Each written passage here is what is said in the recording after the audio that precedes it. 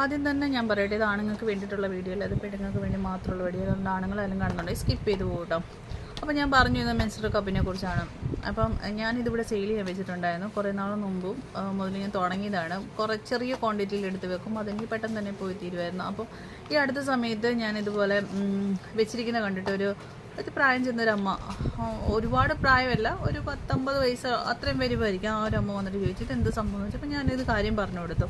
അപ്പോൾ കസ്റ്റമേഴ്സ് പലരും പല സൈസ് ആണെന്നുണ്ടല്ലോ, അവർക്ക് ചിലവർക്ക് എല്ലാം അറിയണം, ചിലവർക്ക് ഭയങ്കര വെപ്രാളമായിരിക്കും, അങ്ങനെ പല സൈസിലുള്ള ആൾക്കാരാണല്ലോ.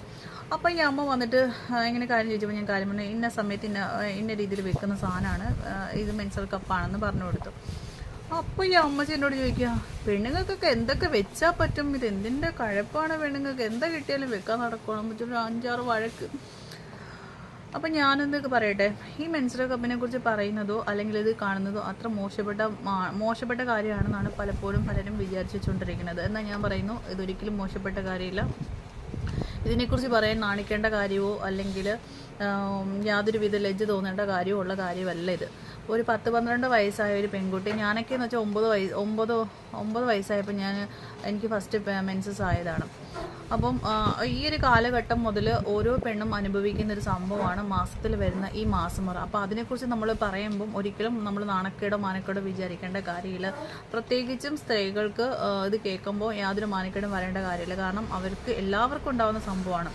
അതുകൊണ്ട് തന്നെ ആ സമയത്ത് ഉപയോഗിക്കുന്ന ഇതുപോലുള്ള സാധനങ്ങൾ കാണുമ്പം അവർക്കും നെറ്റ് ചുളിയുണ്ട്. അതിനെക്കുറിച്ച് പറയുന്ന ആൾക്കാരെ കാണുമ്പം അവർക്ക് ദേഷ്യം വരേണ്ട കാര്യമൊന്നുമില്ല. കാരണം പാഡും ഇതും എല്ലാം ഏകദേശം ഒന്ന് തന്നെയാണ്, അതിൻ്റെ എല്ലാം ഉപയോഗം ശരിക്കും ഒന്ന് തന്നെയാണ്. പിന്നെ ഇത് കുറച്ച് അകത്ത് വെക്കുന്നുണ്ട് എന്നുള്ളൊരു കാര്യമേ ഉള്ളൂ. ഇതെന്ന് വെച്ച് കഴിഞ്ഞാൽ പാഡിൻ്റെ ഇതിൻ്റെ ഡിഫറൻസ് എന്ന് പറഞ്ഞു കഴിഞ്ഞാൽ, പാഡ് നമ്മൾക്ക് മാസത്തിൽ 1-2 എണ്ണം വാങ്ങിക്കേണ്ടി വരുന്നു, അതിന് പൈസയും കൂടുതലാണ്. ഇത് 450-350 ആ റേഞ്ചിൽ കിട്ടും. ഇതെൻ്റെ ഉമ്മക്ക് കുടുംബശ്രീ ഗ്രൂപ്പിൽ, ഉമ്മയുടെ കുടുംബശ്രീ ഗ്രൂപ്പിൽ പഞ്ചായത്തുകാർ കൊടുത്തതാണ് കേട്ടോ, പെണ്ണുങ്ങൾക്ക് എല്ലാം വേണ്ടിയിട്ട്. ഇത് 3 സൈസാണ്, ML XL അങ്ങനെ 3 സൈസാണ് വന്നിരിക്കുന്നത്.